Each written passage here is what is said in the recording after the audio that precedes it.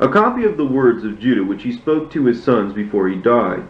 When they gathered together and came to him, he said to them, Listen, my children, to Judah your father.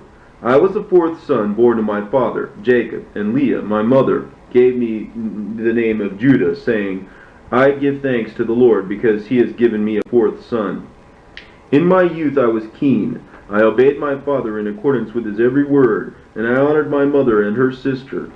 And it happened that as I matured, my father declared to me, You shall be king, achieving success in every way. And the Lord bestowed upon me grace in all my undertakings, in the field and at home. I know that I raised a deer, caught it, prepared it as food for my father, and he ate it. By chasing it I captured a gazelle, and everything that was in the fields I overtook. I killed a lion and removed a kid from its mouth. Seizing a bear by the paw, I dropped it over a cliff, and it was crushed. I raced a wild boar, and as I ran, I overtook it and dismembered it. In Hebron, a leopard cat leapt on a dog and seized it. I snatched it by the tail and broke it in two on a rock. I found a wild ox grazing in the country. Grasping it by the horns, and brandishing it in a circle until it was blind, I hurled it down and destroyed it. When two armor-clad kings of the Canaanites came with a large force to seize our flocks, I ran out alone against one of the kings, struck him on his leg armor, knocked him down, and killed him, as I did the other, the king of Tubal, while he was astride his horse, with the result that all his people were scattered. Achor the king, a great man, the giant, was shooting arrows before and behind while on a horse. I lifted a stone of 60 pounds weight, hurled it at his horse, and killed it. After I had fought with Achor for 2 hours, I killed him, cut his shield in two, and hacked off his feet. While I was removing his breastplate, 8 of his companions started to attack me. Wrapping my clothing in hand, I slung stones at them, killing 4 of them, and the rest fled. My father Jacob killed Belisath, king of all kings, a giant of a man in strength, 12 cubits tall. Trembling seized them, and they stopped attacking us, so that my father had no anxiety about battle so long as I was with my brothers. For he saw in a vision concerning me that a powerful angel accompanied me everywhere, so that no one might touch me. After that, an attack against us occurred in the south that was greater than the one at Shechem. After my brothers and I joined forces, we pursued 1,000 men and killed 200 of them, and destroyed 4 kings. I went up on the wall and killed their king. Thus we liberated Hebron and took all the captives. Next day we went off to Ariton, a city secure and strong, which threatened us with death. Gad and I went up from the east of the city, while Reuben and Levi came from the west. Those who were on the wall, supposing that we were the sole attackers, were drawn out against us. And so, secretly by means of pegs, my brothers climbed up the wall on the other sides, and invaded the city without their knowing it. And we captured it with the edge of the sword. Those on the walls fled into a tower, which we set afire, and thereby took all of them and all their possessions. As we were leaving, the men of Tubal killed them and burned their city, plundering everything that was in it. When I was in the waters of Chozeba, the men of Jabal launched an attack against us, and having joined battle with them, we put them to flight, slew their allies from Siloam, and we left them with no means to attack us. Again, on the 5th day, the people of Machir attacked. Marshaling our forces, we triumphed over them in a mighty onslaught, and killed them even before they could withdraw into their stronghold. When we approached their city, the women rolled stones from the crest of the hill on which the city was built. But Simeon and I, entering the city secretly from behind, seized its heights and completely destroyed it as well. On the next day we were told that the king of the city of Gaash was coming against us with a large force. So Dan and I, pretending to be Amorites, entered their city as allies. In the depth of night our brothers came, and we opened the gates for them. All their possessions and all their loot we destroyed. Their 3 walls were razed. We drew near to Thamnah, where all their equipment was. Then, since I was being insulted by them, I became angry and launched an attack against them up to the heights, while they were slinging stones and shooting arrows. Had it not been that Dan, my brother, fought along with me, they would have killed me. We went out against them with wrath, and they all fled. Proceeding by another route, they petitioned my father, and he made peace with them. We did them no harm, but we kept them subject to tribute, and returned to them the spoils taken from them. I built Thamnah, and my father built Rabbael. I was 20 when this battle occurred, and the Canaanites were fearful of me and my brothers. I had many cattle. I had Hiram the Adullamite as chief herdsman. When I approached him, I saw Barsaba, the king of Adullam. He conversed with us and held a drinking party for us. When I urged him, he gave me his daughter, named Saba, as a wife. She bore me Onan, and Sheloam. The Lord took away 2 of them, but Shalom lived. For 18 years my father was at peace with his brother Esau and his sons with us, after we had come out of Mesopotamia from Laban. When the 18 years were completed, Esau, my father's brother, came up against us with a force powerful and strong. Jacob struck Esau with an arrow, and in death he was carried away up to Mount Seir. We pursued Esau's sons who had possession of a fortified city, which we were unable to enter. Encamping around it, we besieged it. When they had not opened to us after 20 days, I set up a ladder, and holding a shield in position over my head, climbed up in spite of being hit by stones. I killed 4 of their powerful men, while Reuben and Gad killed 6 others. Then they asked us for peace terms, and following consultation with our father, we took them as subjects under tribute. They regularly gave us 200 cores of wheat and 500 baths of oil, and 500 measures of wine, until the famine, when we went down into Egypt. After this, my son, brought from Mesopotamia Tamar, daughter of Aram, as a wife for himself. Was wicked, and a difficulty arose concerning Tamar, because she was not of the land of Canaan. An angel of the Lord took him away on the 3rd night. He had not had intercourse with her, in keeping with his mother's treacherous scheme, because he did not want to have children by her. In the days designated for the bridal chamber, I assigned Onan to fulfill the marital role with her, but in his wickedness he did not have intercourse with her, even though he was with her for a year. When I threatened him, he lay with her, but let his semen spill on the ground, and as his mother ordered him. He also died through his wickedness. I wanted to give Shalom to her also, but his mother would not allow it. She did this evil thing because Tamar was not the daughter of Canaan as she was. And I knew that the race of the Canaanites was evil, but youthful impulses blinded my reason, and when I saw her I was led astray by the strong drink and had intercourse with her. While I was absent, she went off and brought from Canaan a wife for Shalom.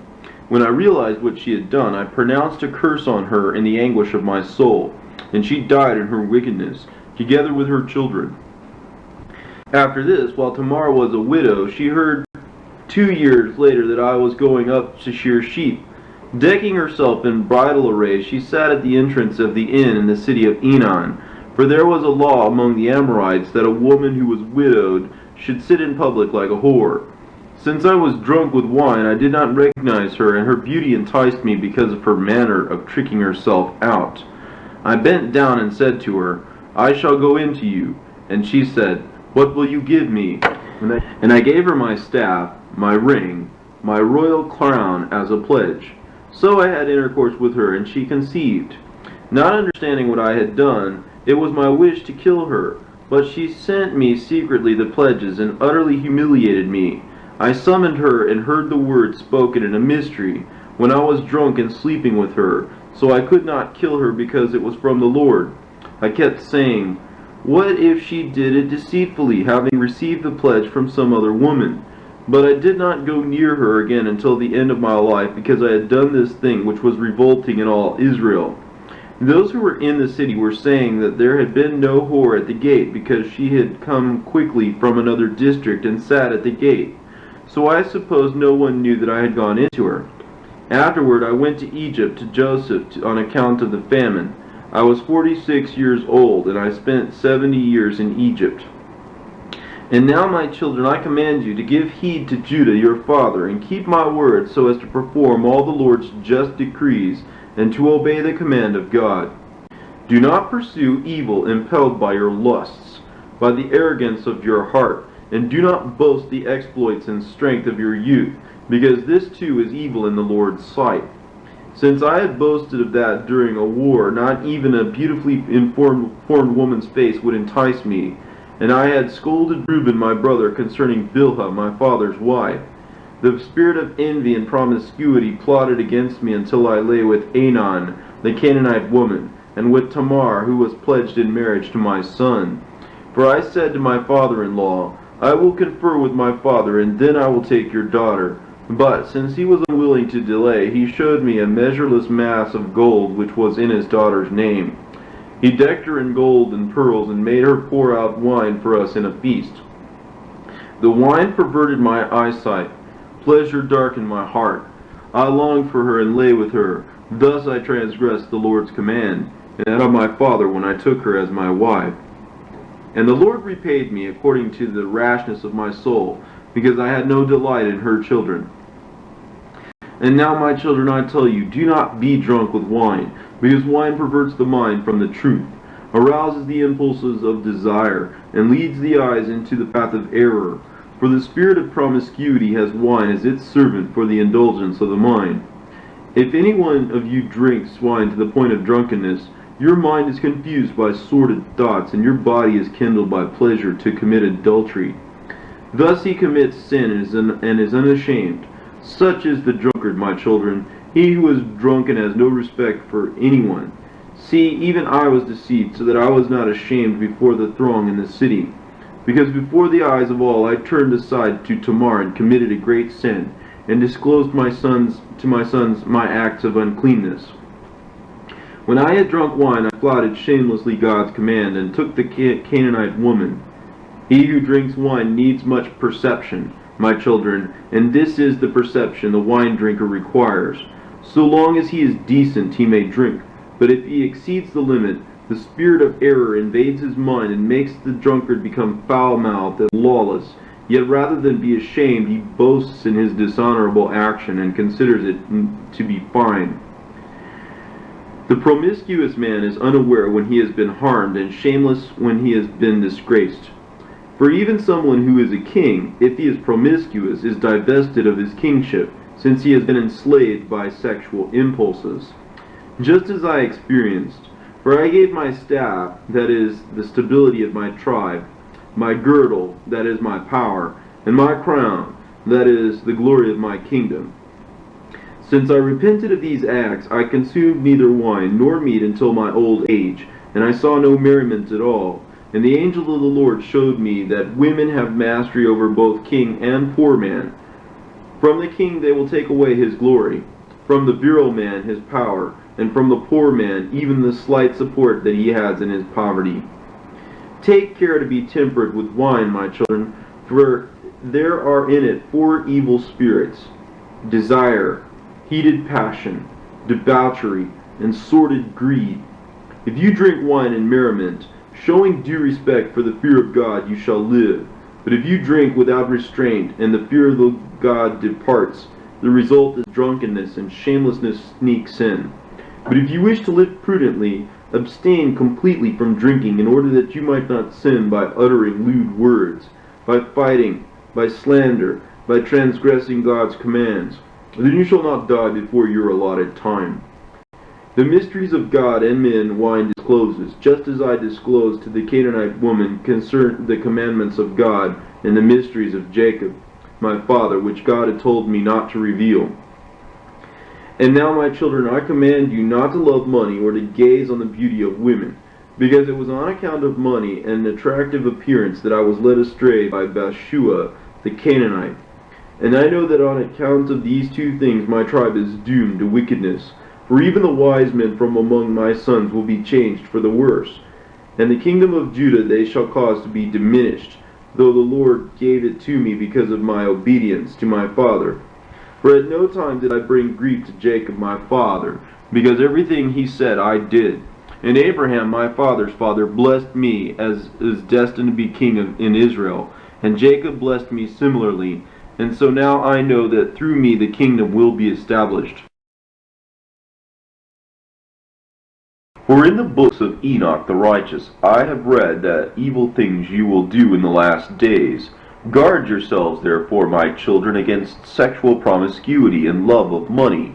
Listen to Judah your father, for these things distance you from the law of God. Blind the direction of the soul and teach arrogance. They do not permit a man to show mercy to his neighbor. They deprive his soul of all goodness and oppress him with hardships and grief. They take away sleep from him and utterly waste his flesh. They impede the sacrifices to God. He does not remember the blessings of God. He does not obey the prophet when he speaks, and he is offended by a pious word. For two passions contrary to God's commands enslave him, so that he is unable to obey God. They blind his soul, and he goes about in the day as though it were night.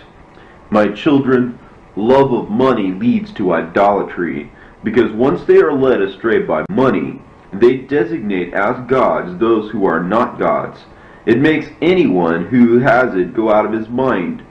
On account of money I utterly lost my children, and had it not been for the penitence of my flesh, the humility of my soul, and the prayers of my father Jacob, I would have met death childless. But the God of my fathers, who is compassionate and merciful, pardoned me because I acted in ignorance. The prince of error blinded me, and I was ignorant as a human being, as flesh, in my corrupt sins, until I learned of my own weakness after supposing myself to be invincible. So understand, my children, that two spirits await an opportunity with humanity, the spirit of truth and the spirit of error. In between is the conscience of the mind, which inclines as it will.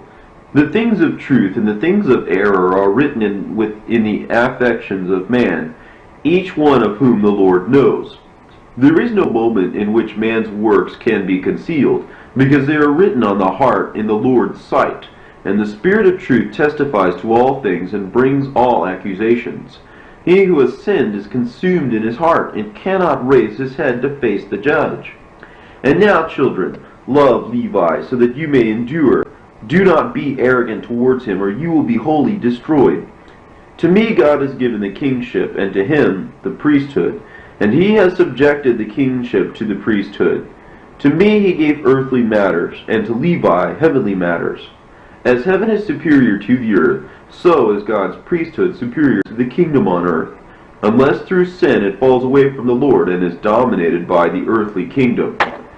For the Lord chose him over you to draw near to him, to eat at his table, to present as offerings the costly things of the sons of Israel. You shall be to them like the sea, as in it the just and the unjust are tempest-tossed. Some are taken captive, some become rich, so it shall be in every race of mankind. Some shall be exposed to danger, some taken captive, some shall grow rich by looting. Those who rule shall be like sea monsters, swallowing up human beings like fish. Free sons and daughters they shall enslave. Houses, fields, flocks, goods they shall seize. With the flesh of many persons they shall wickedly gorge crows and cranes. They shall make progress in evil. They shall be exalted in avarice. Like a whirlwind shall be the false prophets. They shall harass the righteous. The Lord will instigate among them factions set against each other, and conflicts will persist in Israel. My rule shall be terminated by men of alien race until the salvation of Israel comes, until the coming of the God of righteousness, so that Jacob may enjoy tranquility and peace, as well as all the nations. He shall preserve the power of my kingdom forever. With an oath the Lord swore to me that the rule will not cease for my posterity. My grief is great, my children, on account of the licentiousness and witchcraft and idolatry that you practice contrary to the kinship, following ventriloquists, omen dispensers, and demons of deceit. You shall make your daughters into musicians and common women, and you will become involved in revolting Gentile affairs.